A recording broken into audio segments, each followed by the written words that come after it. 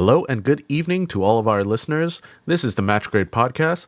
On this episode, this is part 2 of the 9mm Showdown, where Dave, Matt, and I will be talking about the most popular 9mm handguns that are used for self-defense today.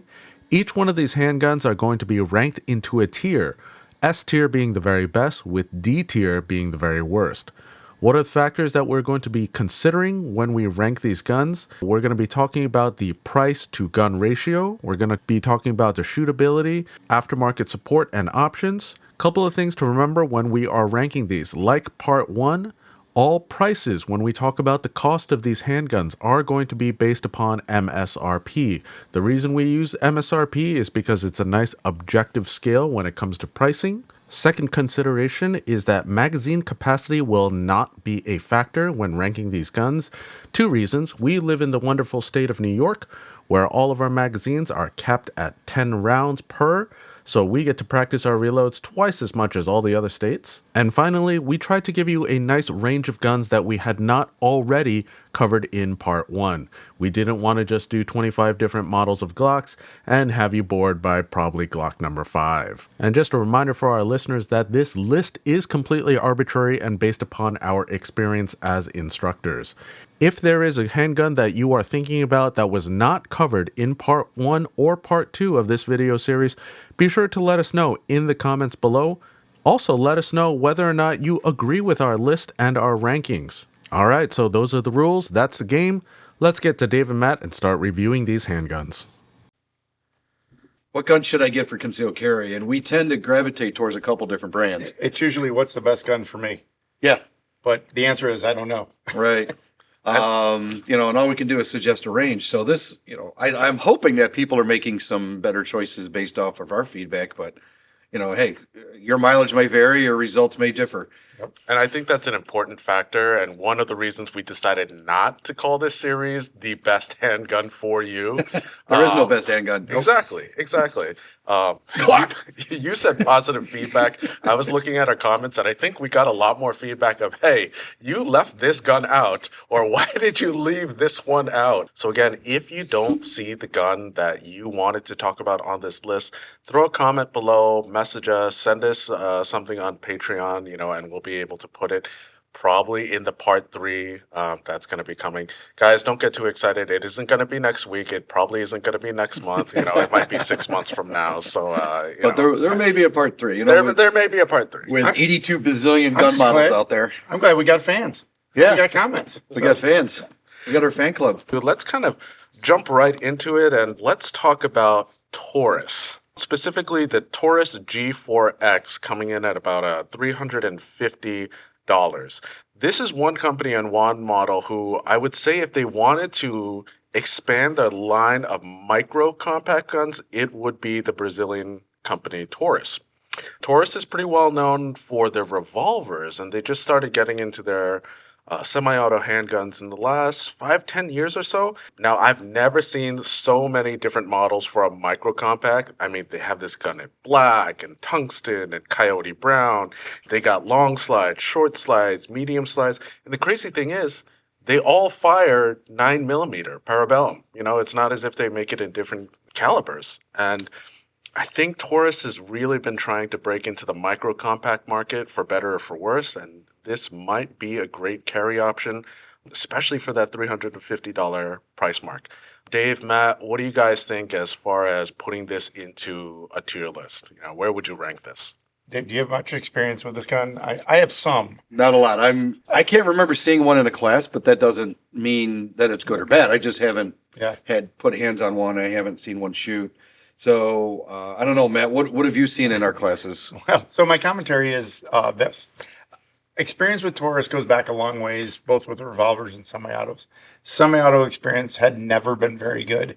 My wife actually bought one probably 20 years ago. We quickly traded it off for something else because it was not reliable. The trigger was terrible. It was not a fun gun to shoot.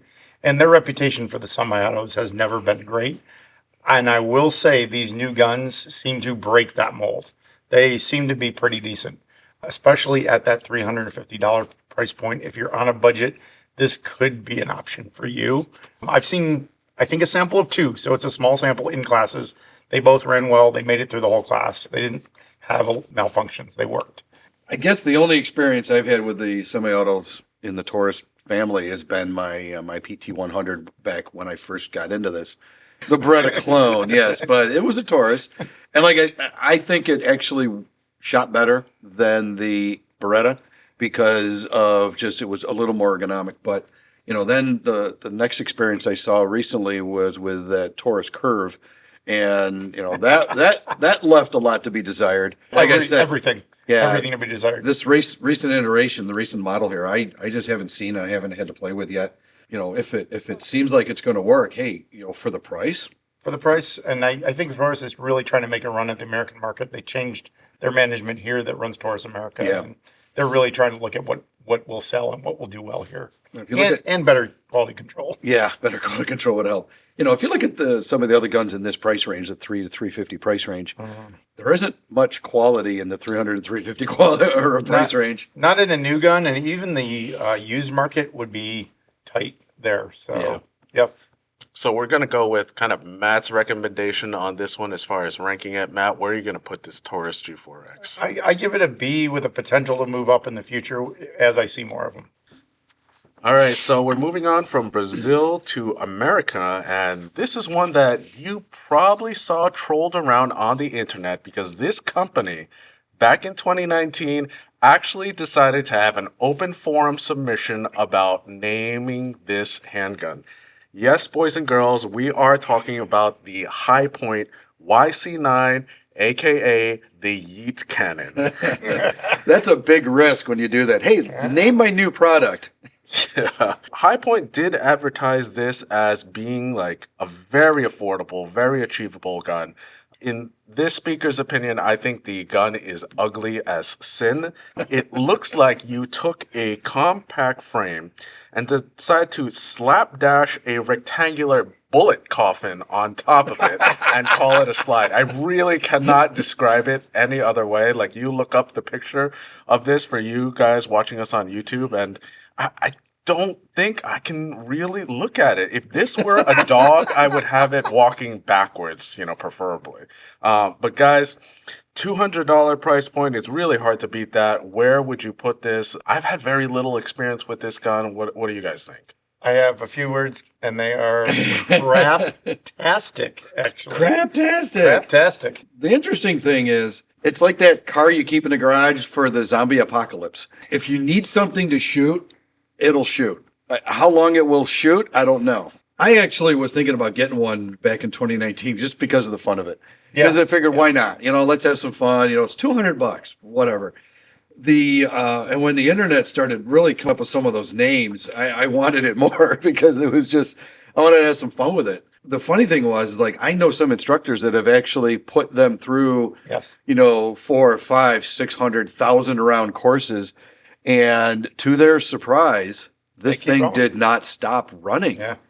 Yep. It outplayed or matched up with some of those Glocks and those SIGs and those, $800 to $900 guns that are out there. So it'll run. It'll run. Yeah. It might be ugly. It's ugly. Well, wait. Kind of like a Glock, Wait a minute. Hey. So wait, it's ugly. How's the trigger? Terrible. The trigger's terrible. The sights? Terrible. How heavy is it? The zombie apocalypse gun. I know. You could just paint it green and put some blood drips on it, and that's the thing that you just bury in the backyard for a while, and then you get up and you got to take headshots on the zombies when the world ends. If this thing is painted neon green, you wouldn't be able to distinguish it from a toy. I mean, that's true. It's just so weird looking. And that's kind of what it looks like. It looks like an overgrown squirt gun. It does. The crazy thing is that High Point actually has advertised that this gun will fire plus P cartridges out of it and will function perfectly fine. And for listeners, if you don't know, a plus P cartridge is a high pressure defensive cartridge, that is loaded to be run a little hotter, comes out of the barrel a little bit faster, and as a result, it puts a little bit more strain on the slides. Most modern handguns are rated for plus P. High Point has made it an advertising point to say this gun is rated for plus P. Well, it weighs almost as much as a Desert Eagle, so maybe we shouldn't be that surprised, right? Well, yeah, it's going to have less recoil, right? Right. And, I'm looking at the pictures on here, and, they've got, the heat cannon here has got the extra little thread on the end of it. So, that adds like 5 points on the cool factor. Is that tactical then? It is. Okay. It is. And it's got an accessory rail for those lights. So for all the, the light fanboys and the extended barrel fanboys, this should check off a couple boxes. You can put your O-light on that? Yeah. In the end, let's look at our rating. Okay. Price to gun ratio. Is it worth it? Yes. $200. Okay. Sure. Yeah. Yeah. I don't think it can get much lower. You're making me want to go run out and get one. Shootability. It has, like I said, some instructors I know have put it through some paces, and they said, although awkward, it did work. Awkward. I don't know about aftermarket support or options, though. Or even, are there holsters that exist for this thing? I mean, it's one of those guns. You stuff it down your pants, and there's internet memes out there. There's like, if I ever get shot by a Yeats cannon, please bury me somewhere else, and say I was shot by a Glock, okay? Or I got run over by a chupacabra. Right, exactly. In the end, I got a feeling this thing's, if you take away the fun factor out of it and the hilarity behind it, it did get the company a lot of press. Well, can't deny that. Yeah. Everybody, there are probably hundreds of people that bought one of those because of the Yeet cannon. Sure. name. It's Okay? a fun gun. It's a range fun gun. If we're trying to base this on personal standpoints and not the fun part, this guy's going down in the D tier. I'm solidly in the D as well. Yeah. Yeah, take the fun factor out, and that eliminates it. And I'm not saying I'm not going to probably go try to buy one at some point Oh, just no, to have one. I'm going to run out this afternoon. But carrying it or putting it through some paces on my own, I got other things that I can put ammo through. All right, High Point is going into the basement. I'm gonna bury it in the floor in the basement. All right, guys. So with the Yeet cannon bringing in our caboose, let's kick things up a little bit. We're gonna go with another American company, Smith and Wesson. So a lot of people know this manufacturer for a lot of their famous revolvers, and just as Smith & Wesson was starting to get into the modular striker-fired handgun series, they decided to go with the Smith & Wesson M&P. M&P, of course, standing for military and police. From 2005, it looks like Smith & Wesson kind of settled on the M&P series to be their entire line of striker-fire handguns. Since then, a lot of things have kind of fallen under the M&P family. The Shield series, the M&P 2.0, the Performance Center. Specifically, we're going to be talking about the M&P 9 2.0. This is the full-size handgun, full steel chassis. It's got a fairly rough and aggressive grip, which I think it's great for defensive-minded shooters, and of course, this was part of Smith & Wesson's entrance into the XM17 modular handgun contest back in 2011 when the U.S. Army and the U.S. Air Force was looking to replace their Beretta M9s. Unfortunately, Smith & Wesson did not win with the M&P. However, the gun has made a huge splash in the striker-fire polymer market, and I think a lot of different guns have fallen under this overarching umbrella. Where would you guys put the M&P 9 2.0? This one's a toss-up. This gun is kind of underrated. I think it doesn't get as much love as it deserves, especially in the defensive community. The steel frame gun especially, I see it more competition guys have taken to it, especially when you go in the Performance Center model. But It gets a lot of hate because everybody claims it was Smith & Wesson's copy of Glock. Yeah, that's right. Exactly. You Exactly. You can't ask really for a more reliable handgun. I've owned a couple of the M&P striker fired guns. They're absolutely rock solid. So this gun is no exception, this model. Yeah, I like them. I just don't think they get the love.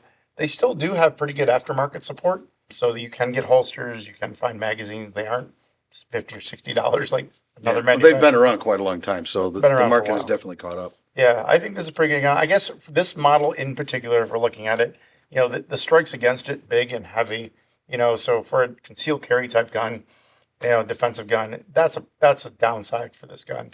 but everything else is in its favor. So I'd give it a solid A in this category, for what it is. If you want to have this as your, bedside safe gun, I think that's a real good choice. So. You can't knock Smith & Wesson marketing campaigns. You They buy a gun and 2 magazines, they send you a third one for free. Yeah. My experience with them is I've shot a bunch of the compact ones, and I've got a shield at home.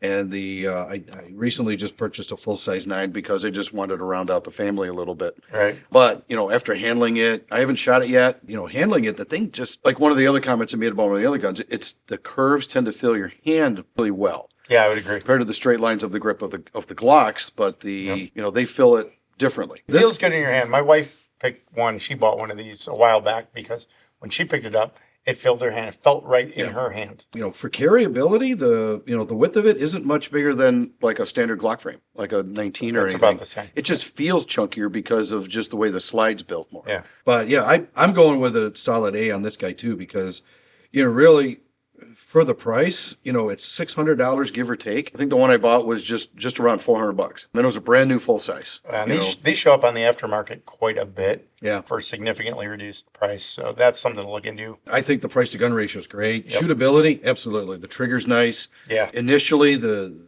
first series, we're talking about the 2.0 here, where they've made some grip texture improvements, which I think are phenomenal. That's probably, I think, the biggest improvement. And then the trigger. Like I was actually handling the Smith & Wesson the other day. I was doing some things and I was comparing the Glock. And I think if I was going to do some stippling on my carry gun Glock, I'd have it done at the same texture feel that the Smith & Wesson has. Yeah. So that gives you something. Like you said, the aftermarket support, I think Smith & Wesson's been pretty good about that. Good thing is these guns are pretty reliable. Can't afford a Glock, I guess you're going to get an M&P. So I remember earlier I said my top 2 guns personally are Glock and SIG. Very, very, very, very number 3 is the Smith & Wesson M&P series. All right. Put it in the A. Glock fanboys putting this Smith & Wesson in A tier. Let's give it some love. All right, so we're going to take a quick break from American manufacturers. We're going to move over to Europe, specifically Czechoslovakia and their CZ series. So we talked about CZ a little bit last episode with their 75 and their Shadow 2, which was based off of it. We're going to look at CZ's entrance into the polymer striker fire market. And of course, we're talking about the CZ P10 coming in at about $500. Released by CZ in 2017, the P10 was originally produced as a Glock 19 competitor. Interestingly enough, they decided to release it in the compact version first, and then they decided to release the P10 full size and the P10 subcompact as well. I would call this one of those things where CZ decided to kind of sit back and wait for Glock to kind of come out with their guns first and see how they could improve upon it. The CZ P10, the Striker Fire, I would say it has a large trigger guard, specifically for use with military, police forces, if they want to use gloves. And it features a less squishy trigger, which I know is one of the main complaints that Glock shooters tend to have. Coming at a very reasonable price, like I said, about $500 or so. Guys, what do you think about the P10 Glock Killer by CZ? If this gun was more available, I think that's always been one of the issues is you have a hard time finding these in the U.S. I think this would be just about a Glock killer. People got their hands on it, tried the trigger. The trigger is pretty nice. It has a low bore excess, so controlling the gun for follow-up shots is sweet. It is a really, really nice gun, but availability has always been the issue, and therefore the aftermarket holsters and all that stuff has kind of lagged. So you're going to struggle a little bit more than some of the big manufacturers that are more available here in the U.S. to find stuff that goes with this gun. But it is a nice gun. Competitive shooters have taken to this gun too as well. So it's not just a defensive pistol, but could be used in competition. Yeah, it's an interesting striker fire because they kind of went with the Glock setup of a partially set striker. So it's not fully under tension, which some of the striker fire ones, you have that concern of being fully under tension, and then one tiny thing fails, and you got a sudden noise you didn't expect. It's going off, yeah. Right? Exactly. Whereas this one, it's only partially set. There's not enough tension for it to go. So, for carryability, that's a plus, right? You don't want all full tension and only one little mechanical device holding things back. What I do remember, I don't remember where it was, but it was recently. I had one of these in my hands, and I was I was checking it out, And that's the one thing I did notice that with that the way the grip is set up, there isn't a lot of room for big-handed people. There isn't a lot of room between the grip tang and the beaver tail area and the slide. So you got to be careful when you're holding on to That it. slide sits really 'Cause low. you're gonna get some railroad tracks on your. That's on a your CZ hand. thing, right? But Yep. yes, if you got big mitts and you got fat coming up over the top of that beaver tail, it's going to get you for Yeah, sure. and I do remember the trigger guard looked like I could put like a small dog through it. It's pretty large. It was amazing that the room that it had for some people. Like some of the clients we're seeing, they're showing up with long fingernails because of the fashion statement, right? Yes. Maybe in the female sense, the bigger trigger guard is going to be a little bit handier because they can get their finger on the trigger a little easier. So should they market that? It's not like a winter trigger guard. It's a long fingernail trigger Long guard. fingernail, or just long fingers. Or long finger. We have that too. Like some of our clients with long fingers. The gun itself, from what I've heard from other people, shoots very smoothly. Again, it's got the CZ full length slide to frame engagement. Yep. So, it might be a little problematic with the slide sitting in the frame too. Slide sitting inside the frame too. It's like how could you screw up the accuracy on that one? Oh wait, it would be the human induced. That's right. Rather than 2 or 4 or 6 points of contact, it's got a full length. Just by handling it and pressing the trigger, it was nice. Yep. And I could tell that, okay, this thing's probably going to function well. The lockup isn't too much where it's going to suddenly unlock and give you a lot of recoil. Nope. Good solid choice, I think.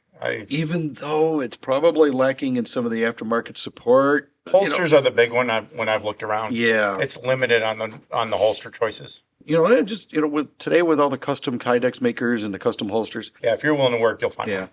So I don't have a problem putting it in an EA based on the top 2 factors, and then it might be lacking in the aftermarket support, but that's okay. I think you can make up for it. That's always going to catch up, with European guns, here in the U.S. anyway. So that's not the gun's fault. Right, exactly. That's a marketing perspective. You can have the best gun in the world, and if the market doesn't catch up on stuff, well, maybe you should make your own holsters to fit your own gun. All right, guys, we're going to put this in A tier, moving right on to our next gun. The LC9 by Ruger is going to be the next gun on our list, coming in at just about $300. The LC standing for Light Compact 9mm. And I really got to say, guys, it doesn't get much lighter and smaller than this gun. The frame for the LC9 is made of a glass-filled polymer. It was originally based on the Ruger LCP design, standing for Light Compact Pistol. I mean, the gun's only 6 inches across, 4 inches tall. I mean, most people have palm span or hand spans that are pretty bigger than that. This gun was developed back in 2011. This was only a few years before Ruger had transitioned to the EC9. Similar size with upgraded features. I don't know that is any kind of critique on the design of the LC9, but marketing. Guys, it could be a marketing issue. But we made it better. Exactly. But Ruger LC9, guys, the original, $300. Where are we putting this thing? Do you have $300 to light on fire? So I think we know where Matt's camp is. I'll be a little less sarcastic. Up somewhere in the basement with the yeet cannon. That's going to go in the D. And the yeet cannon's more reliable. I've seen a lot of these guys show up to the range. I've seen a lot of people show up with these things, and they all go home going, "I need to buy another gun." Yeah, pretty much. It's almost like the old, guys tell women to get a snubby revolver for their first gun, and then they come to somebody that knows what they're talking about, and then they have to go shopping for their second gun. This is another one of those first guns people buy because it's there in the cabinet, it's cheap to purchase by the dealer, and compact. I actually had somebody ask me, it's like, well, don't they make the 9 less powerful for guns this size? Like, no, it's like putting a 454 in a Chevette. You're going to get a lot more recoil out of it. There's more power. Yeah. Although I'd like to see that. And for those of you, like Ed, Chevette was like an old car that Chevy made that was a piece of junk. I know what a Chevette is, if purely by internet memes. Yeah, it's not as bad as the Pinto, but it's pretty darn close. I think Chevy made it to last. They've said if it lasts 100,000 miles, we're going to give you an award. The Ruger LCP9. When I hear people tell me that they bought this, I immediately try to go into my tactful mode to try to tell them that there are much better choices out there, although they made the best choice they had with the information they had, which is usually zero. Does that always start like I do with, I bought a few guns that weren't always the best. That's one of them. I've made bad decisions too. So, We're going to help you make better decisions. I love Ruger. I have a lot of their guns. I love their long guns. I love their revolvers. But they just seem to struggle when it comes to the semi-autos, right? Well, don't knock the target guns. The target Guns are good. They have a pretty good reputation. They have their niche. Okay. You need a master's degree in physics to take a couple of them apart and put it back together, and a doctorate to put them back together. Yeah. Yeah. With the polymer frames, Ruger hasn't really done well in the defensive semi-automatic pistol category. They had those big chunky guns with the giant decocker on the side that the guy across the range could turn it on and off for you. Those must have inspired the Yeet cannon, I think. That's They about the might same have. size. I'm even blocking the names of those darn I things. know, me too. They've been stricken from our memory. Yeah. because They're so horrible. So the bad. trigger was just so bad, and there was just again another one of those. I'm loading a giant 105 on the battleship kind of thing. Yep. But when they got starting to get into the compact worlds, they had the American and they had a couple other ones out there, and then the LCP came out. All right, let's see what they've got. But the LCP, I think if I've shot 10, maybe 3 of them shot near point of aim, point of impact. Yeah, that's always a problem. And that's that they functioned more than 5 or 6 rounds. Every one of them has that problem. Yeah.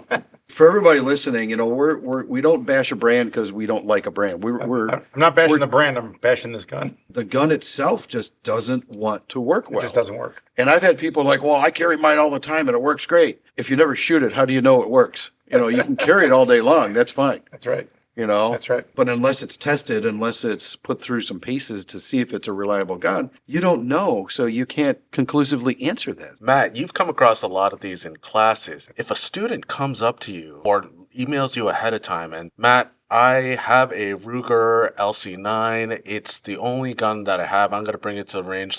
They really don't have a choice at that point, right? They've signed up for the classes. So is there an alternative? Do you just let them train with a crappy gun? What's the options that they have when they sign up for a class, or they just say, this is kind of the only thing that I got? So, one of the problems with that is you often run into, they've invested in this gun. It's very often their first gun. They're not going to run out and buy another gun. So, yeah, you let them bring it. And you bring a spare gun to loan them when this one completely fails. Probably a Glock 19. Probably Glock 19. That's the general loaner. Nowadays, it's becoming the 48. 48, that's true. Yeah. If you can prove to them what you tried to tell them, they see it. They see it doesn't work. They see the trigger isn't great. The sights aren't great. Then they kind of start to understand, and you break that investment that they have in it. And then they're like, okay, what do you recommend?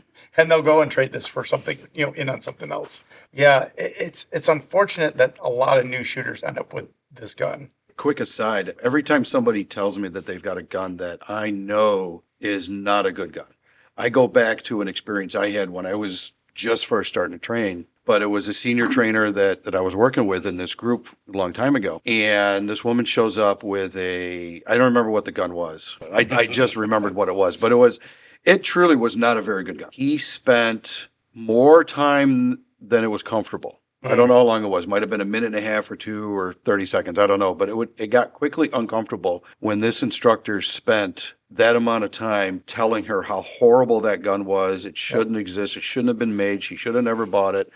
And she left the class in tears. They made a decision on that gun. It wasn't just given to them, say, here, good luck. Me being the new guy was like, I don't know what happened. And I went outside and I'm talking to her, and she told me his horrible story about how her dad helped her select this gun before he died.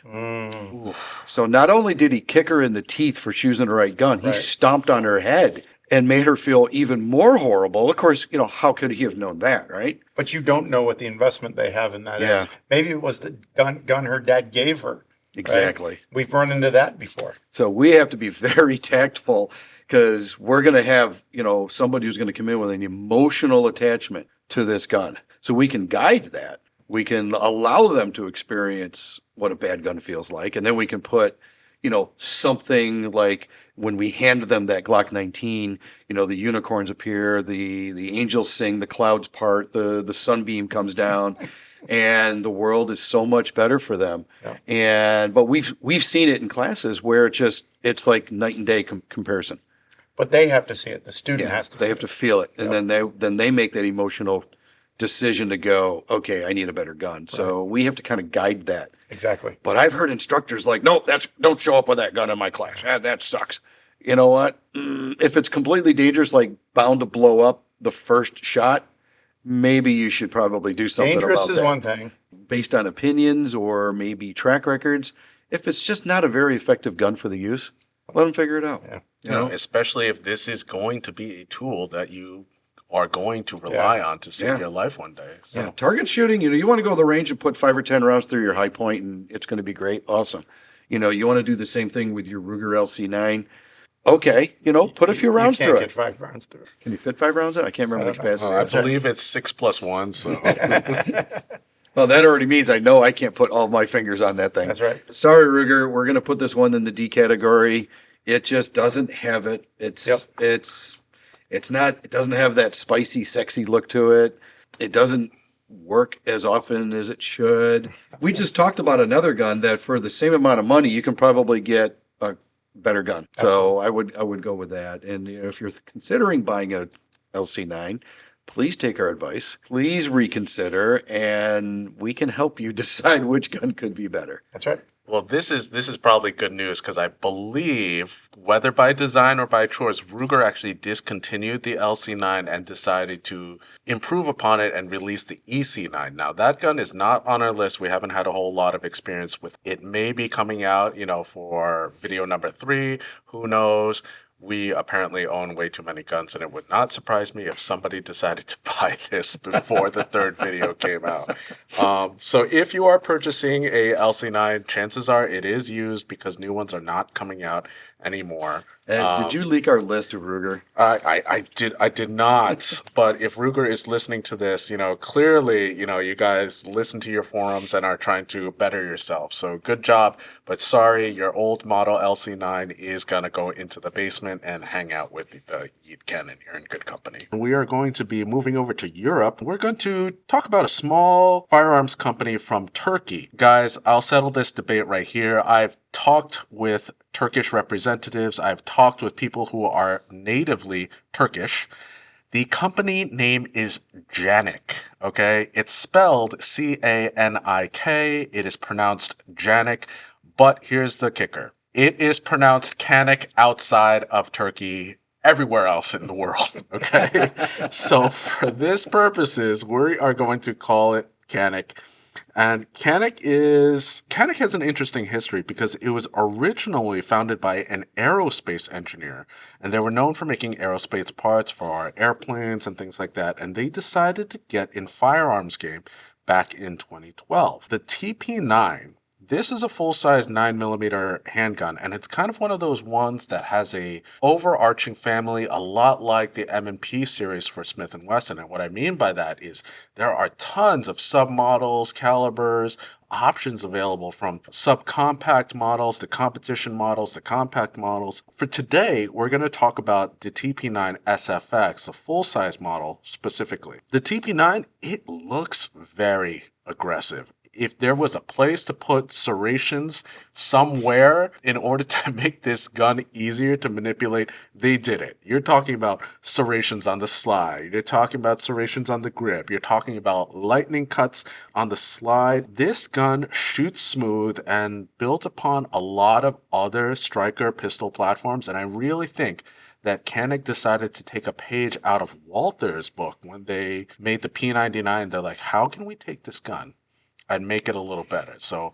we have a little bit of a Europe on Europe, influence going on. So guys, the Canik TP9 SFX coming out just around $1,000, a little bit high.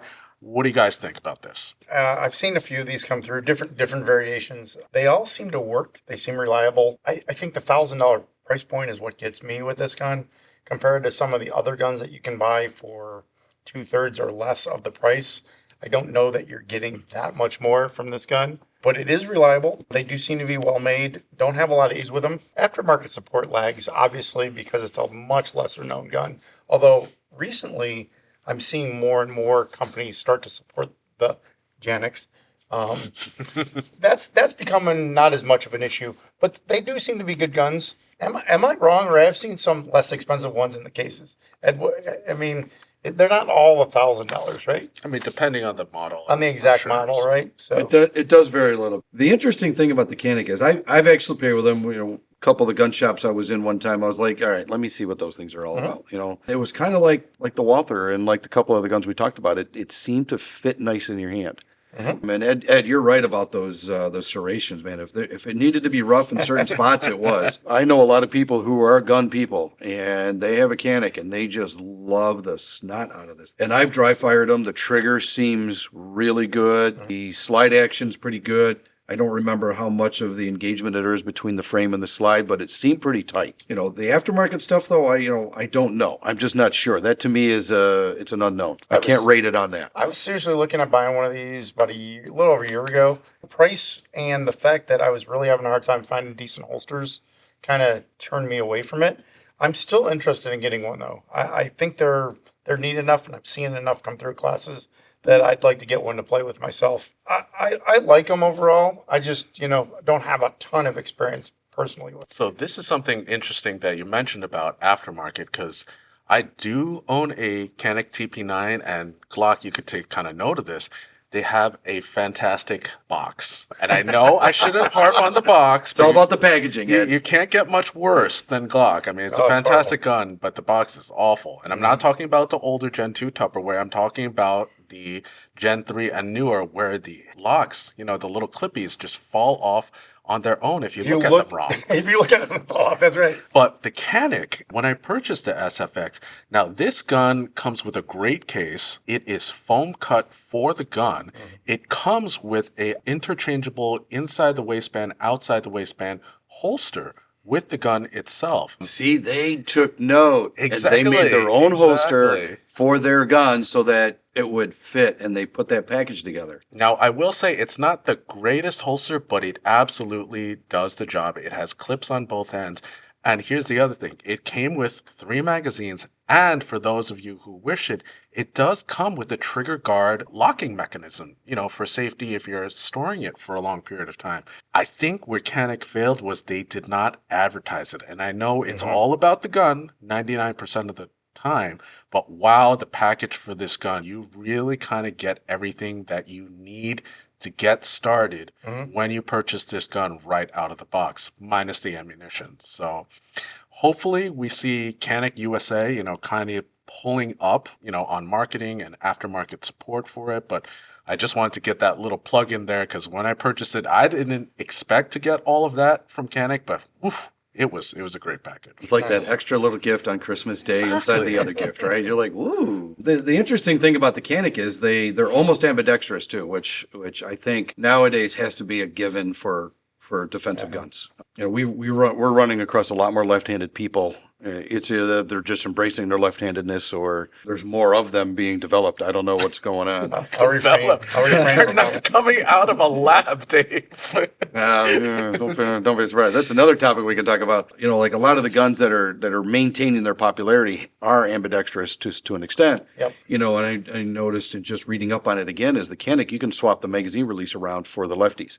At least the models I just looked at, there is no slide release or slide lock on the other side of the gun. So adaptation is going to be the key, but it's a start. And it looks like a nice gun. I think if I can, maybe I can convince Ed to bring his gun to the next training session, and we'll put some rounds through it and just see really what it feels like.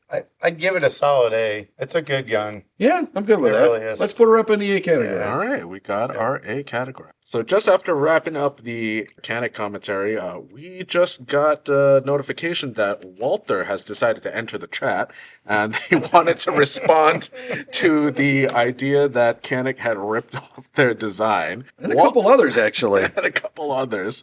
Walther, the German-made company, has decided to enter the polymer game, and I believe they just recently came out with a brand new striker-fired handgun back in 2021.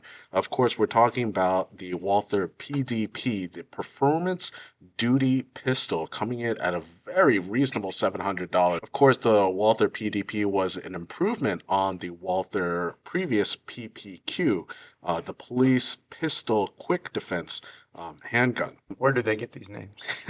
Oh, those Marketing. Germans. Those Germans. Now, the Walther PDP has fairly aggressive grip textures, almost like they're stipple ready out of the factory. It's got optic cut slides. Walther decided to forego the European style paddle release for its magazines and go with the more American style button release. Good call. Yeah, that makes Matt happy. And a fantastic short trigger. I believe even in recent years they decided to release a PDP F series, F standing for female, and I think it's the only manufacturer that dared to actually go there and say that it is advertising just for a female audience. I've had the chance to hold one of the F series and dry test it in store, and I can say it's a compact, better shooting version. And I know Tatiana Whitlock, a major shooter, a great defensive player out there. I think Dave actually might have done a series with her at one point. Yep. She swears by this handgun. The Walther PDP coming in right about $700. What do you guys think? Walther is a company I want to love, and I just never can quite get there. Every single one of their guns that I've ever picked up, there's always something about it that just makes me go, it's okay. And I know there's a lot of guys who love Walthers, a lot of ladies who love Walthers. They are good guns. This PDP in particular, awesome trigger. I like the texture grip. I like the fact it's not as curvy as the PPQ. But this gun, if you look at the slide on this gun, it has these giant serration cuts that are almost like razors. They are not so much made to grip the gun as to cut your hand. I'm not trying to cut my fingers off when I'm racking the slide. Exactly. I'm just not a fan of that. Oh, come on, Matt. They gave you your button release magazine. They did. I give them credit for that. He's trying. There's just always something with every one of their models that just turns me off a little bit. So I was intrigued in the beginning because I see mostly competitors and most of the people that are doing IDPA and USPSA tend to like them. Okay, if they're being used in competition like that, they're getting some abuse. They're getting shot a lot in a matter of minutes compared to in training courses or in concealed carry. There's got to be a factor to consider in that. We were talking about one of the other guns looking very aggressive. This thing, it looks like it's just angry. Like it wants to hurt you. Yeah, it's just it's just like I'm coming to get you, and I'm gonna chew on something. The other one's like, yeah, grab a hold of me and I'll make it kind of rough. But this one is like, you grab a hold of me, I'm gonna bite you back.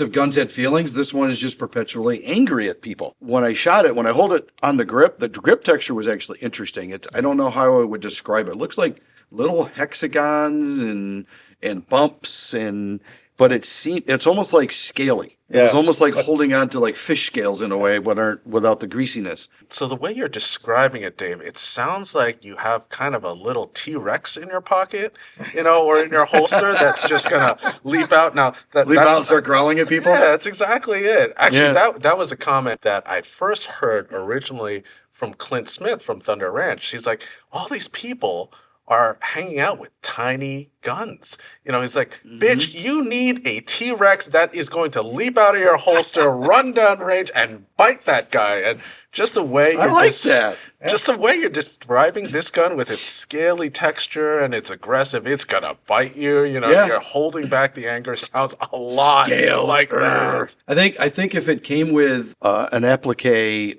of a sticker from the P-51 Mustang plane on the mouth of the gun, I think it would be complete.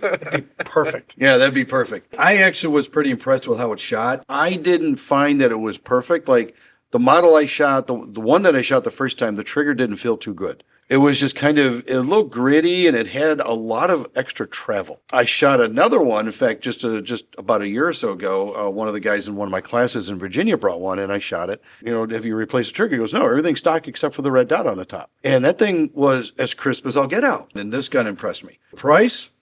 You know what? It's pretty solid. Probably on the higher end of okay. It's not out of reach. It's not something where I would go, I wouldn't do it. It's too expensive. I think there's probably some more budget-friendly options, but this is definitely not a bad option. Yeah. The only other thing I can say when I've shot these is I do feel the bore axis is a little higher than some of the other guns. It feels a little top-heavy to me. So that's the only other maybe small criticism I have of it. But it's definitely a reliable gun. They definitely work. The trigger is actually pretty decent. The functionality, the recoil feel was pretty good. Yeah. It did fit good in the hands. I'm going to put it in the A category, guys. After the purchase support, Right. What will the company do for you? will the company back you up Yeah. if your gun breaks? I mean, it's not your fault. Yeah. But also in the aftermarket field. Yeah, like what is available to support this gun? Holsters, magazines, magazine And holders. there's stuff out there. It's not an unknown. So yeah, I'm good with putting it in the A. I can go in the A. Let's put it in the A, Ed. All right. Cool. Walter, going in A. Nice job. We are going to look at an American-made company. We are, of course, talking about the Springfield, and we are going to go smaller. Much smaller, as a matter of fact. How much smaller can we go? That's what Just wait. There's more. And of course, we're talking about the Springfield Hellcat. Continuing our trend of micro compact guns, this is the smallest handgun that Springfield has made, chambered in 9mm for its Striker Fire series. It is boasting the highest capacity for a micro compact. When Springfield wanted their modular guns, they wanted to change, a lot of different options, for it, and there was a need to make a micro compact. I've shot this a couple times. I thought it was pretty snappy, but this was Springfield's answer to kind of beat out both the Ruger, the SIG 365, as far as micro compact and high capacity. The Springfield Hellcat coming in right about $550. What do you think? This is literally one of the guns that I go, why? Why did you buy it? Why did they make it? The trend has been towards smaller and smaller guns in the last few years. Everyone thinks they need the smallest gun that they can have for concealed carry, and that is not true. If you do some training, you'll find out, hey, I can carry a decent-sized gun with good gear and good training. This gun plays into that trend, right? The smaller and smaller gun. Well, the thing weighs just over a pound. It's under 20 ounces. It's ridiculously light. What does that do to recoil? Physics, everybody. So the Springfield Hellcat, cool name. There's a car that has the same name. Everybody loves it. This is, yes, another one of those. And somebody says I bought a Springfield Hellcat. The tactful answer has to come out. It could be the right gun for you, but it's so small. We've seen some very large guys come with this gun, and the gun literally disappears in their hands. They can't even shoot it right. I'm afraid they can't get their hands on it to shoot it right. Yeah. And literally, they're almost getting fingers in front of the muzzle trying to hold this gun. It's so Right. small. We break into the other aspects of this gun, which is the sights, which I'm not sure who decided that a circle in a circle is a good sight picture. It is not. So the sights are very difficult to use, especially for a new shooter to understand how to use them. And then the trigger is downright awful.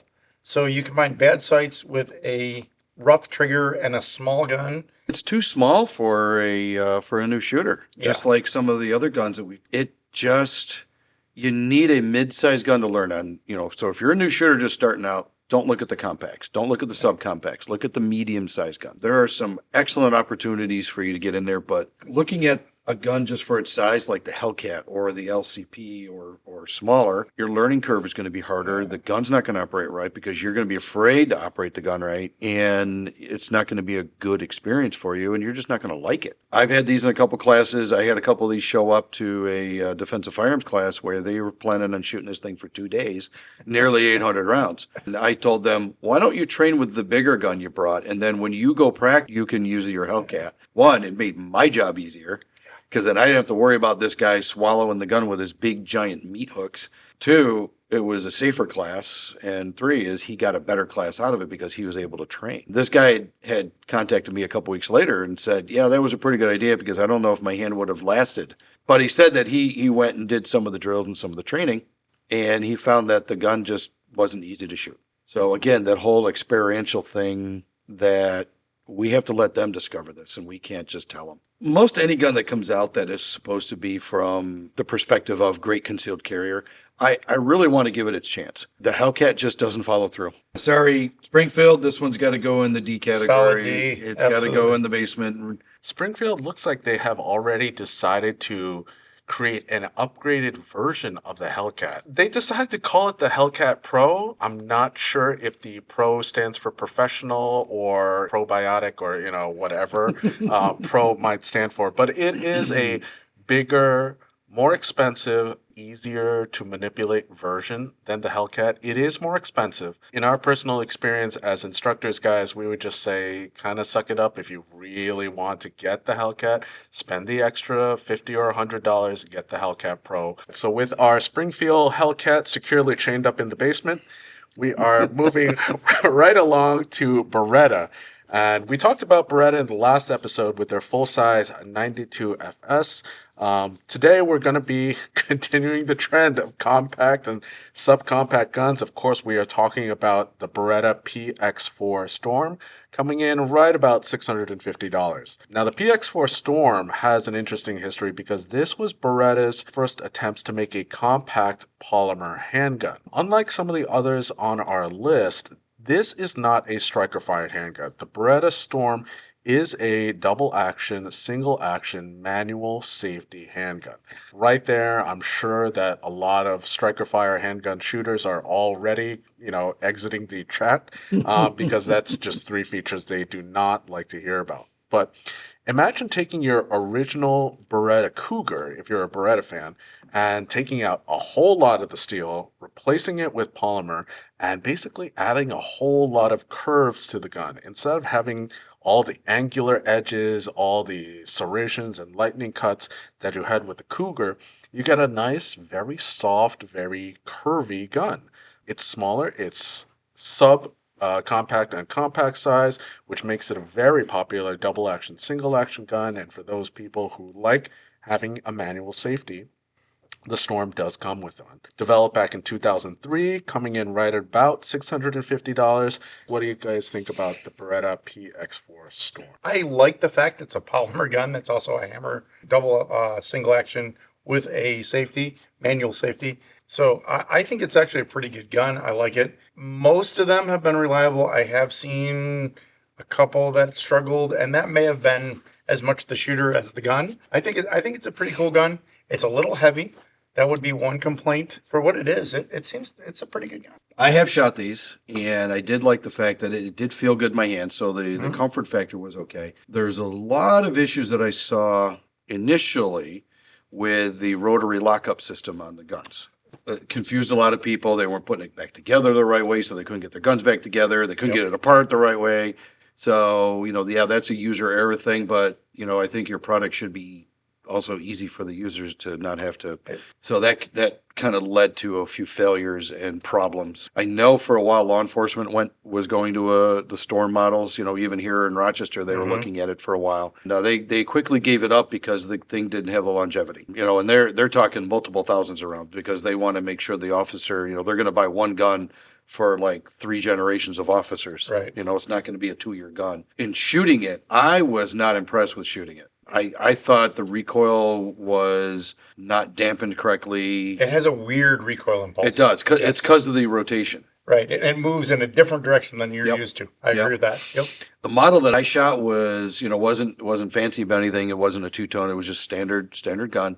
Me, I just have that, I guess you could say, avoidance to guns that have the slide-mounted safeties, like the Beretta 92, some of the older Smith & Wesson 4-digit guns that they had out for a while, the 5900 series and 6900 series.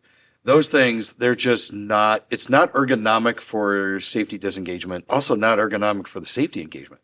Yeah. It's just not a natural spot for your thumb to have to go. I'm thinking in a defensive standpoint, and I'm a striker-fired guy, but I cut my teeth on safety guns. Give me 30 seconds with a safety-enabled gun, and I'll activate that wiring again, and I'll be okay. For a lot of people, it's that safety and decocker, and safety and decocker, and safety and decocker that they got to get trained on.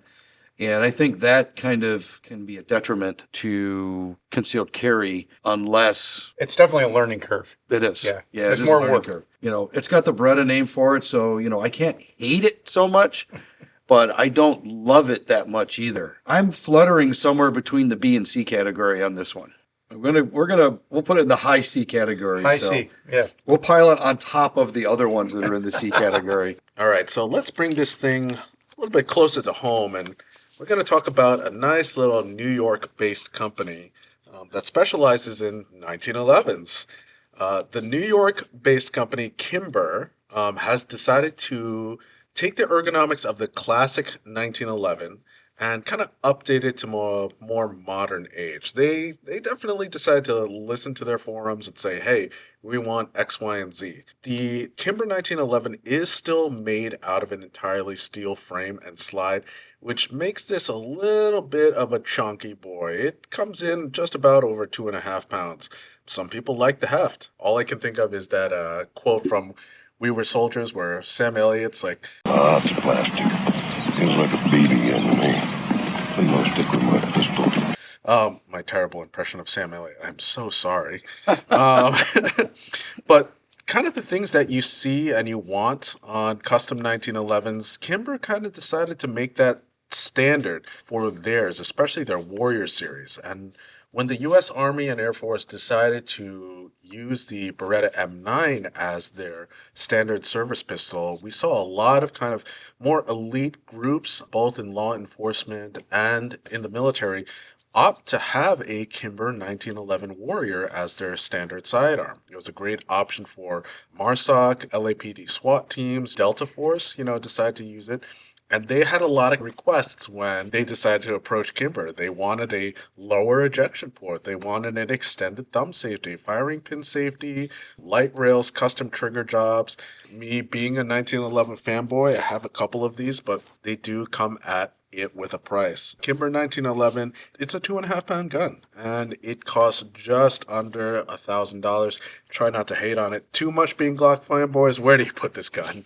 So I'll go first on this one. I have the 45 caliber version of a Kimber. I actually sought out to buy it. I wanted to get a Kimber 1911. There are haters out there. There are lovers out there. Then there are people that are in between that just like, whatever. I have a Colt 1911 out there. It's a 70 series Colt, so it was made back in the 1970s. And then for some reason, about maybe 10 years ago, I decided, you know what? I ran into this Kimber. It was a nice two-tone, and I was like, that looks like a nice gun. So I found somebody that had a similar model and went out and shot it. And I'm like, wow, that feels like a nice gun. Let me play with it a little bit. It's a 1911. It's going to have its advantages and disadvantages. If I'd waited and just shopped a little better, I probably could have gotten one that would have been cheaper to feed. And I could have gotten a 9mm version of it. The Kimber 9mm version, I had to trigger my safety on-off mechanism in my brain, so I had to remember that.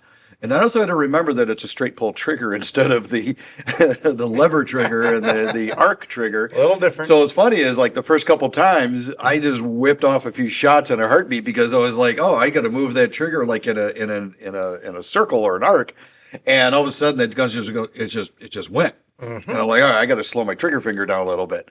I actually like them. I like the stability of 9mm platform when it's in that 1911 style frame. Yes, it's heavy, but it's supposed to be. It could be a drawback for carryability. I get it. But with the right holster and right gear, you can probably minimize that. People carried 1911s for, a long time. Oh, yeah. So, yes, it can be done. Can it be done cheaper? Sure. Can it be done a lot more expensive? Absolutely. If I were to rate this one, I'm going to put it in the B. I'll qualify this. Kimber does make their guns to a little bit tighter tolerances than Colt and Springfield. So what that tells me is you have to be more diligent about keeping the gun clean, keeping it well maintained, keeping it well lubed. I would consider it a high maintenance gun. It is a high maintenance gun.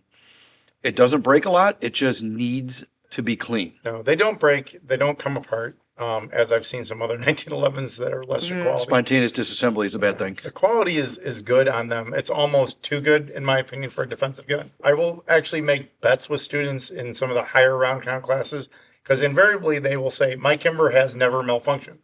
Yeah. And my reply will be, how much have you shot that gun in one day? And it's usually 40, 50, 60 rounds. And they will run that. So as a defensive gun, your gunfight's probably not going to be more than a few rounds. So it will run as long as it's clean. When we get into the higher round count, we start breaking 120. I will tell people we'll be doing 120, 140 rounds in a day without cleaning. You will probably start to see some malfunctions in your Kimber. And I always win that bet. Well, I've seen some instructors that they make predictions on classes right in the beginning. Yep. Your gun's going to malfunction before it hits 200 rounds. Yeah. Your gun's going to malfunction before it hits 600. Yep. Okay. You got to know that about your gun. The Kimbers are Right. built tighter. They just don't have the tolerance for dirt and grime that other guns do, but they run up to that point just fine. And that's why, it could be better, but it definitely could be a lot worse. It could. That's Yeah. why I'm sticking it right into the B tier myself, only because it is what it is. But if it was maybe a little looser tolerance, it'd probably be really less accurate. And there's some give and take. They are super accurate. I guess I'm sticking more on the C tier here, only because I think it's more of an experts type gun, that's something that you Yep. should really spend a lot of time learning. You were talking about reactivating that manual safety on-off mechanism in your brain. You got to set that in your brain. Well, that grip safety too. And the You grip got to make safety. sure you're disengaging Good, it. perfect grip on that gun, The model I got, it actually has the extended bump on the grip safety, which so helps instead of being flush- tremendously. Yes. Yes, for that to be reliably deactivated. So So your gun might need some modifications when you buy it. You might need to loosen it up a little bit in some ways, or you might need to just spend a lot more time getting more in tune with your gun. Some guns, right out of the box, put them in the holster, you're good to go. Yep. You're pretty much guaranteed it's going to be a winner. someone hands me a Glock 19 I've never shot before. I'll look it over. If everything looks good, I'm pretty confident that gun's going to work. A 1911, I want to put a few hundred pounds I through want to it check it before. out a little bit. Yeah. I mean, one could argue that if your gunfight is going over 50 rounds, it's a pretty bad day. You should have brought a rifle. You should have just made better choices that That's morning. right. Maybe you Stayed in should bed. leave. Yeah, with a typical gunfight lasting anywhere from 3 to 10 to 12 rounds. At the most. I don't think any of these guns on the list that we've talked about yet wouldn't make it. But you know what? If I'm going to carry a gun, because that's what we're talking about here, this Yeah. is all about concealed carry. Yep. I want something that I know inherently, without hesitation, the intuition in my gut will say, if you pull that thing out and you have to use it to defend yourself, it will do the job. And I'm not going to bet it to a maybe. I'm not going to Right. depend on it, on a gun that might make it, or, somebody's going to laugh at, but then, it might function or not. My only other hesitation with Kimber is I've been aware of them for a long time. I've seen them in classes for long, and their quality control seems to have gone both up and down. Yeah, it does a lot of variance. 20 Yep. years ago, I would have said, don't bring a Kimber because it's probably not going to make it. It's going to malfunction and just be a bear. Then they seem to get things under control, and their guns were actually doing pretty good for a while. Recently, I've had some more experiences where Might have they're slipped a slipping little bit. Yeah, exactly. Yeah. Seen some more malfunctions. In the end, it's about what the quality that goes out the door, not how fast it goes out the door. Right. I think if you slow down your production Yeah. and you do better work to put it out the door. So what if you're putting out 20% less guns? I know it's less money, but you know what? The quality has to be up there, Right. especially what we're asking for these guns. You can really tank your reputation. Oh, we're getting preachy here again. We got to watch out. All right. So yeah, I can probably put it in the B. I'm pretty comfortable with my decision. Matt likes the C tier. So Ed, you're going to be our tiebreaker. So I will say B or C. for your average defensive shooter, I'm going to have to put this in C tier as well. I would say if you know what you're doing with your Kimber and I would say put at least 500 rounds through it and probably cleaned it 10 times during that period, and you've got it tuned just kind of where you want it, which a lot of 1911 shooters do, then I could justify putting it in B tier. I don't know if your average shooter will be able to do that or has that, forethought before purchasing it. So I'm going to have to recommend it for C tier. Man, I see the mutiny going on. I see what's going on. No, I agree. The average shooter is not going to put the time in to make it a really good carry gun. I agree with that. They're going to make it an okay carry gun. So yeah, let's stuff it in the C. I'll back off on my decision and we'll put it in C. All right, Kimber, you're going in C. We'll see how old my other guests on the show here are. Where my Cowboy Bebop fans at? If you guys know what I'm talking about, we're of course talking about the IWI Jericho 941. This was the chosen handgun of Spike Spiegel in Cowboy Bebop, and boy, does he put it to work. The original design of the Jericho 941 was picked up and developed by Tenfoglio Arms, an Italian arms company just after World War II. Now, Tenfoglio, sorry about the pronunciation, was famous for copying and cloning a lot of the CZ75 models that had grown in popularity throughout Europe.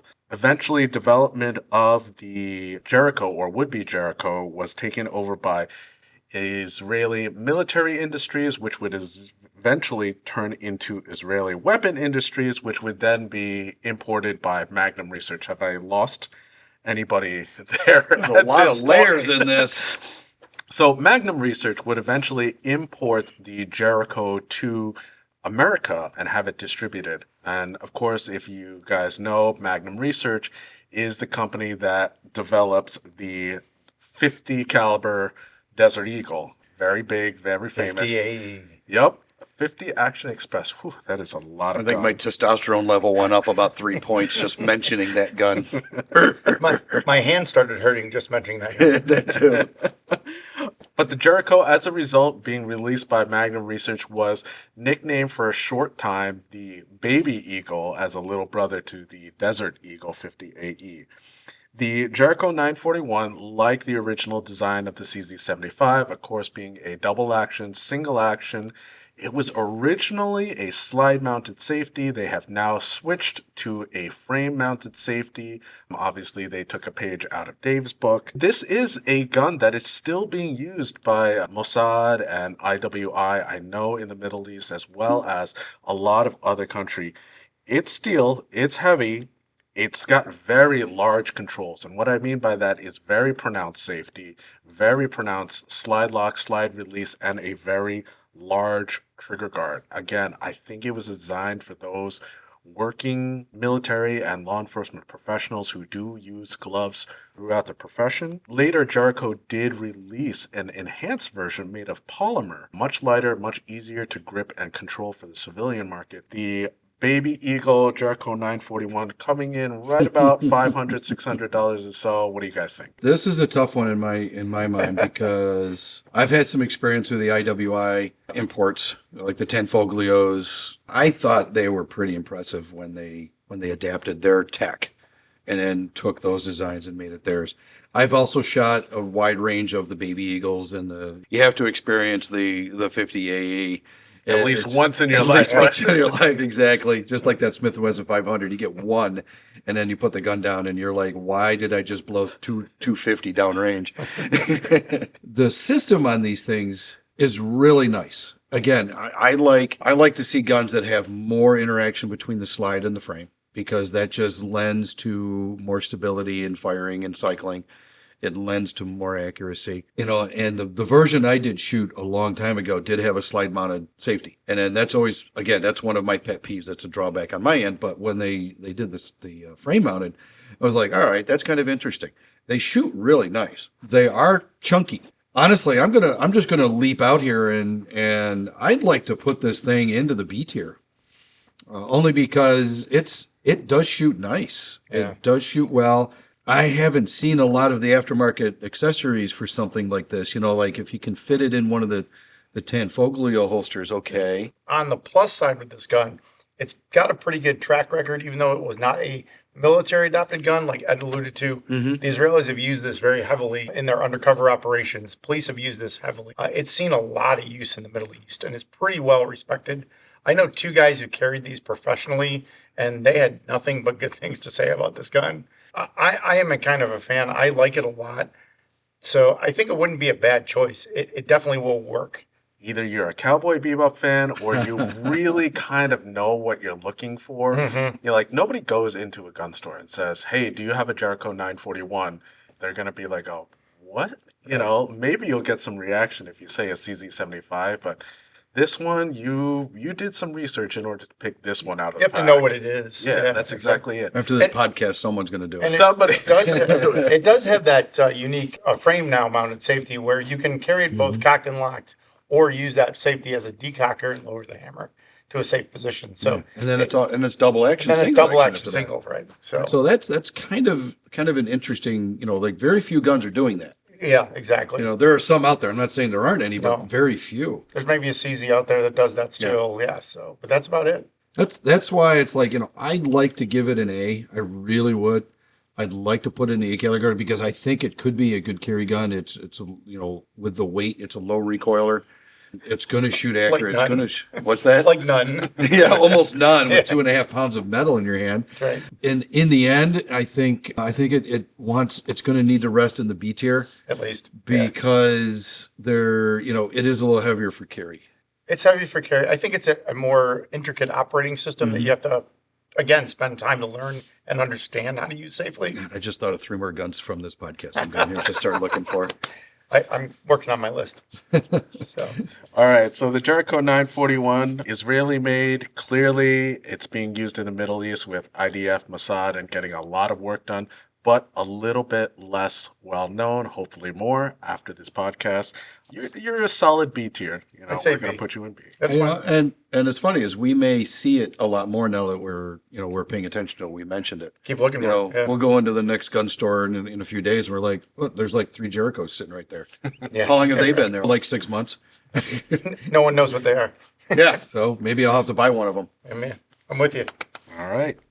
I know we're throwing a lot of info at you guys, but I hope we're slightly entertaining as well. Almost there. Couple more. Absolutely. We have 2 guns left. We're turning to a Texas-based company formerly known as STI or Strayer and Voigt International. Strayer Trip International is what it used to be known as. It is now known as Staccato. And we're talking specifically about the Staccato C2, the compact version of the STI 2011 platform.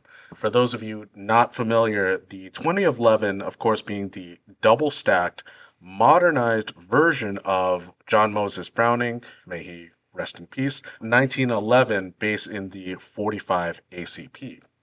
Now, originally, the idea of a double-stacked 1911 was designed for competition shooters. They were around before STI decided to pick up the design, but they were the first ones that coined the term 2011, and the name kind of stuck. The C2 being the compact version of the 2011 platform, it can be used for civilians, law enforcement. It has not hit the military market, but it does come with that competition gun price of $2,500. Guys, the Staccato C2, where are we putting this thing? S tier.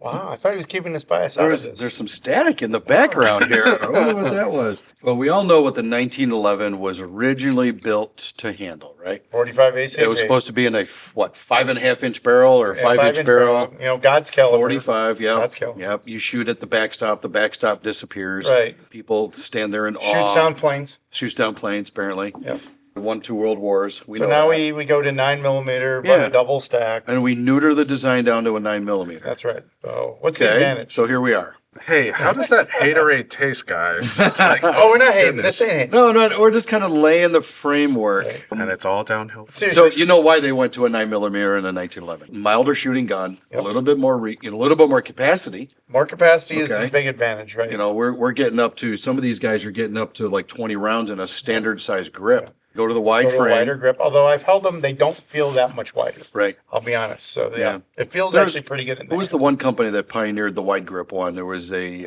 Wasn't that Para Ordnance. Yes. Yeah, Yeah, the they threw a Warthog. wide body out Yeah, there. that did not feel like a staccato in your hands. The feel of it was interesting. It didn't feel like a super wide body like the Para did that I've held and shot. Not at all. And it definitely did not feel like the skinniness of the standard 1911 Right. size. So it was kind of I'll give it some credit on the feel for being mid-ground. It's like magic how they stuffed that many rounds in that grip. Still is. So I think there's unicorns and fairy dust involved exactly. somewhere. I would agree. I think there's an extra magazine that's invisible. Don't tell anybody. But again, the shootability of it, the operability of it, I can't speak to. I think they're very shootable. I've shot a couple of them. They're extremely shootable, hence why they've really taken the competition world by storm. Oh yeah. I mean, you see so many of them now in every type of competition. Oh, with all the tuning they're doing too. And modifications you can make and aftermarket support, which is huge. Again, it's another gun like Legos for adults. It is. But that almost becomes part of the problem, I think, as a defensive gun, is you got all the learning curve of a 1911, right? Manual safety, Yep. grip safety, all that stuff. And you add to that a gun that actually has a pretty light trigger. You also have to train yourself to understand that some of these 1911 style 9mm, especially in the race gun side of the world, or the potential, we'll call this a potential competition gun because Sure. it wants to live in both worlds right now. It lives right between with a little tweak either way. Yep. It's good And for both. there's nothing wrong with that, but Yeah. you have to understand that it might be a good defensive gun and it might be a good competition gun, but when you don't cross it over in the right direction, or you're thinking, oh, I'm going to shoot it as a defensive gun in a competition. Or I'm going to take my competition gun and Yeah. use it for defense. Yeah. You got to remember what game you're playing is really what Exactly. it boils down to. So that's where some of the people get But in they trouble. do shoot nice. I'm like My personal view on this is I don't know if I'd spend that much money on a pistol. I don't have that need for it. I'm not a competition shooter. So I'm not looking to get, if I was a competition shooter, I'd be looking at some of these high-end guns. Are you looking to shave tenths of seconds? Exactly. Yeah, because that might mean the world championship, or you Right. go home Exactly. all alone and crying in your own soup. You mentioned price, which we hadn't even gotten into, right? Yeah. We're talking fully a gun that is probably 3 times or 4 the cost of most of the guns on this list that we've Exactly. been working with. Exactly. So again, it's got to be worth it. Basically, this is a very specific need-based firearm. Or if you just want to get, want that 1911 style gun, yes. then this might be the right gun for you. Yeah. If you want, I know a lot of guys that are really good shooters. These guys are near master class shooters in the USPSA and or IDPA. And I know a lot of them are running some of these staccatos, and they swear by these things. This is like the gun that is going to be winning the world championships. And for they're them. reliable. That's the other thing. Yeah. I've seen plenty of other 9mm 1911s come through that are far less reliable than these staccatos, right out of the box. And here was Ed thinking we were going to just bash the heck out of this. No, thing. I actually do like them. I would be definitely looking at one too. Yeah. All right, So- staccato users, you can now take your fingers out of your ears because all of that as bad as you thought was going to be, Ed. blasphemy. I didn't even mention the G or the S guns during this discussion. I do carry a staccato, the compact version, as my daily carry, and there are definitely some advantages. And I think STI and staccato at the time took their time to perfect this design. This is kind of taking your classic 67 Shelby Mustang and kind of bringing it into the 21st century. You're taking a steel construction heavy 1911 and you're trading some of the parts out, for aluminum, making it easier to carry, easier to manipulate, getting it on target. You are doubling the capacity of the magazine, but you're not trading a whole lot of grip size for it. Again, I think Parrot didn't do a great job when they tried to come out with their double stack. It was a chunky boy. Staccato, I would say, they, whatever fairy dust they decided to blow into their manufacturing, have somehow managed to get a 17-21 round mag without sacrificing too much size for it as a result. As far as, using a competition race gun, personally, I believe in an unfair advantage in any type of defensive gunfight, but there was something that, Dave, I think you quoted a couple weeks ago. You don't get a $500 bat, or I guess in this case, a $2,500 bat in order to fix a $5 swing. That's right. Guys, you don't buy an expensive, competition gun in order to try to fix your fundamentals. This is what I would call a kind of high skill gun. Like, you need to be able to shoot at a very high, not necessarily master level, but a high level in which having the performance difference in the gun will affect your performance as a shooter.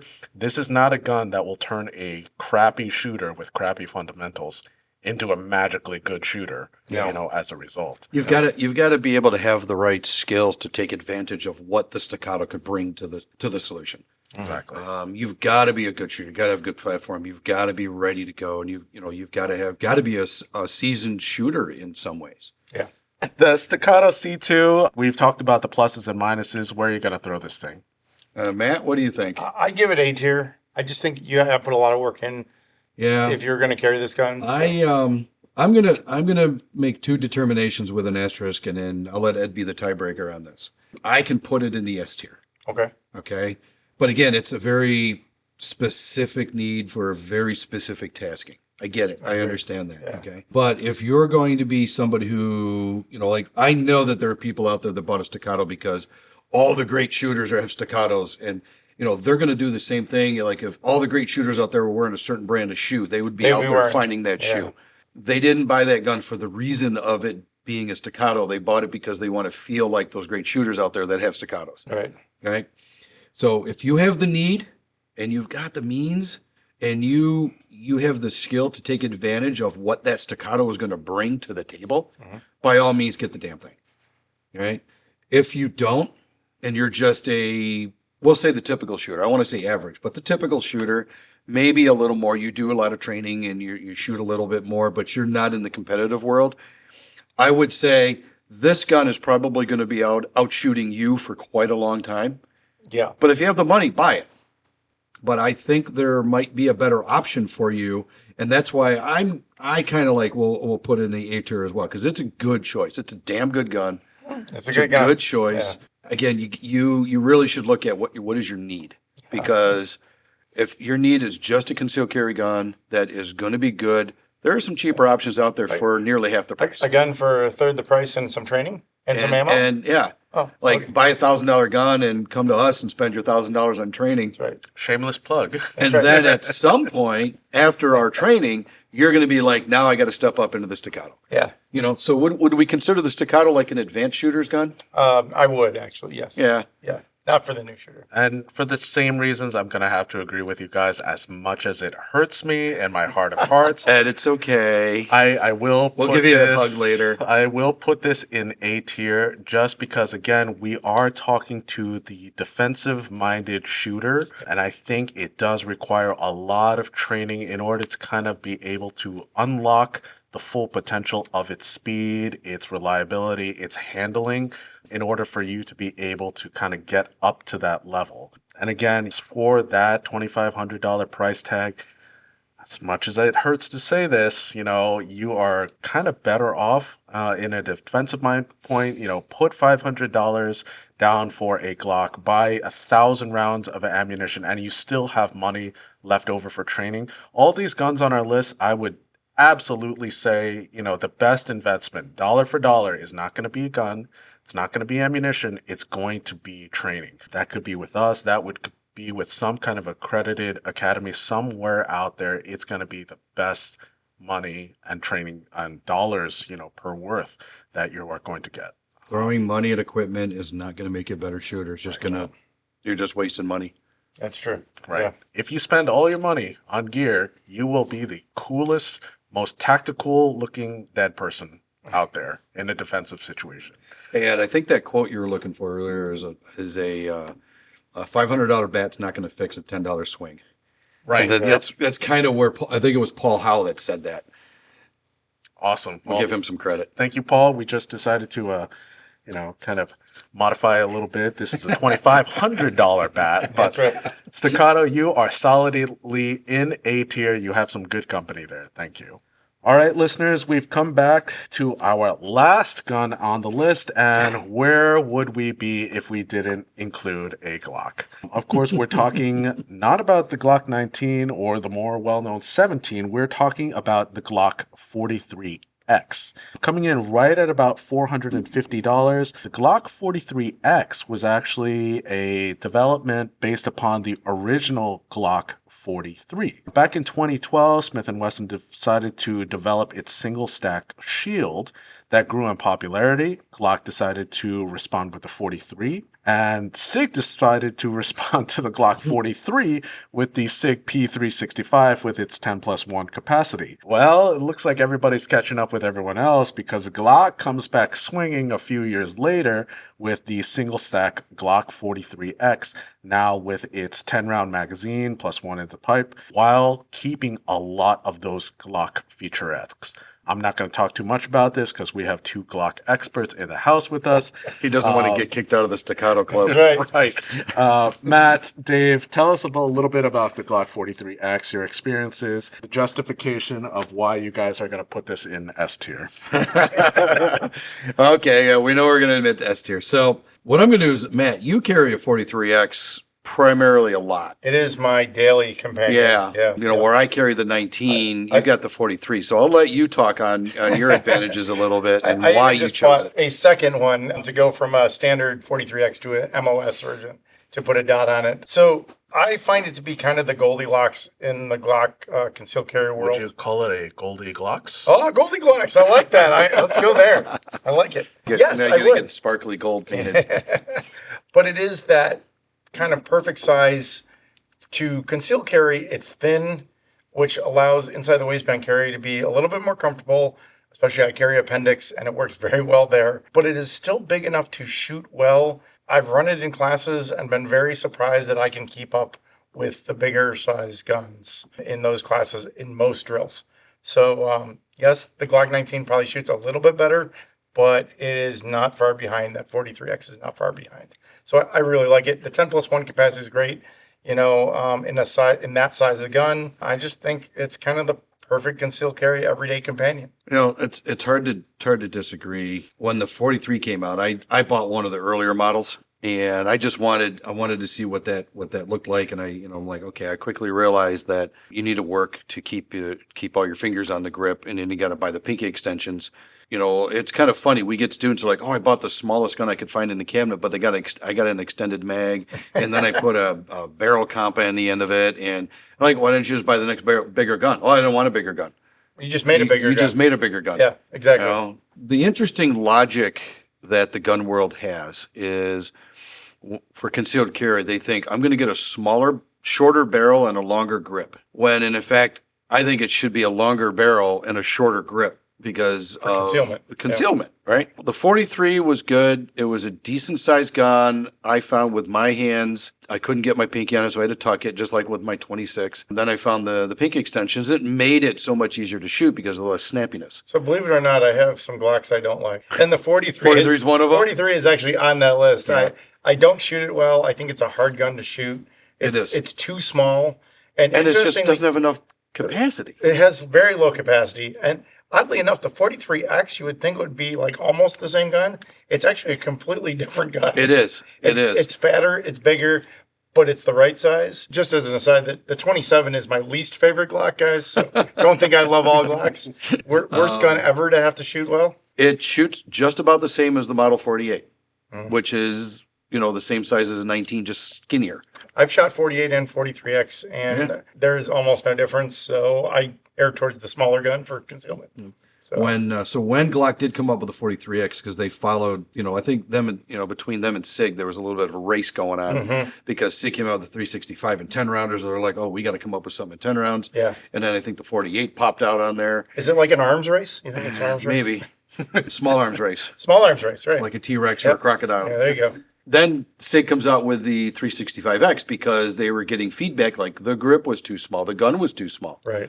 I was privileged enough when we hosted Instructor. He had an early version of the 365. My first thing was the trigger's nice, but the gun's just too snappy. Yeah. And then they went and they fixed and made a 10-round version with the 10-round version with the 365X. And then right there, Glock was like right with them. I think they were both thinking about the same time. Yep. And then all of a sudden the 43X comes out. We're like, wow, they just solved their own problem. I gotta admit, it's very comfortable. It's more comfortable to shoot because you can get your whole hand on there. Yeah, much more controllable. And I don't know, what more can you say? It's a Glock. Exactly. The 43X, I can see it being, I've carried my 48 and my 43 running in my pistol wear pouch, and I don't even notice it. So the 43X, I think, would be a good for somebody who's active, who's out there, whether it's hiking or running or doing whatever. I think, the 43X if you put it into the subcompact or pocket Glock category, that Glock almost pocket, almost. I think it's a very good fit, and it's a very good gun for that category. Yep. I'm not a huge fan of the pocket gun type size. Right. but the 43X kind of pushes the envelope on that category. It really shoots like a bigger gun. It does. Yeah. It does. You know, and I've seen you run in classes, and I've shot, you know, I've gone to the range and run it through some of my own metrics, and yeah, I'll agree that thing can hold its own with my 19. The numbers are about the same, the accuracy is about the same. I can run it the same, so you know that. Yeah, Ed already spilled the beans on it. It's going to be up in the S category. I agree. It's got to be an S for me. You know, I literally carry it every day. You know, again, look at our criteria here. Price to gun ratio, is it worth the price? Oh, yeah, it is. It's one of the least expensive guns on this list, actually. Yeah, it's in at least in the bottom third. Yeah. But it's also a pretty high quality level. Very high quality. The shootability, I think we kind of It's a Glock. exposed everybody to that idea. Support and options for aftermarket stuff. Oh my God, it's endless. Unlimited. Yeah, again, another Lego for adults. And in some states, you can even get 15-round mags. Oh yeah, you can get those aftermarket mags. The Shield mags. So yeah, we're gonna plop that right up in the S category, guys. And some of you might have some of the guns that we put in the lower categories. And as I said before, it's not because we hate the guns. It's just that they're not good for the job that we're judging them for. Well, we're looking for perfection too, right? Yeah. S is going to be the perfect gun for this job. S is going to be the tier, Right. You know, and then some guns just aren't meant for true, full-out concealed carry, Right. where they're effective and you can get a good balance for your price and your efforts. So you might feel differently. You might have some other suggestions for us to look at. Let us know in them out. let us know in the comments. Yeah, let us know in the comments, and let's see where we go. Ed, we got a couple in the S tier now. It's hard to argue with your reasoning with the Glock 43X, especially for that price point. Like, you're talking sub $500.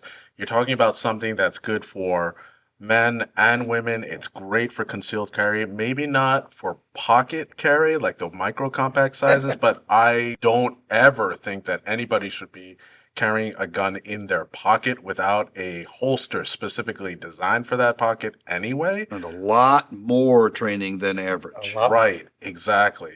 So I think this is a great gun. It's going to be good for home defense. This is going to be good for concealed carry. I think it's going to be great for what I would call summer kind of concealed carry, where in the lovely state of New York, you're not buried under snow 9 months of the year. In those rare 3 months, you could carry this concealed in your t-shirt and shorts and go running, like, you know, these guys have alluded to. And yeah, it's gonna be fairly easy to carry and easy to manipulate. I think it's a solid option for S. You do get the Glock reliability with it, guys. This is gonna be a good purchase. That rounds out our list for part 2 for the 9mm Showdown. Already, we are getting comments and messages to make a part 3. Guys, if you agree with this list, you disagree with this list, if there was a gun that we did not mention, definitely message us, leave a comment. If we have enough guns, we will pull out a part 3 version at some point. Again, thank you for sticking with us all the way to the end of this episode and having us rank these guns for you guys. All right. Guys, thank you so much for listening. We're looking forward to bringing back some more info. Thanks, everybody.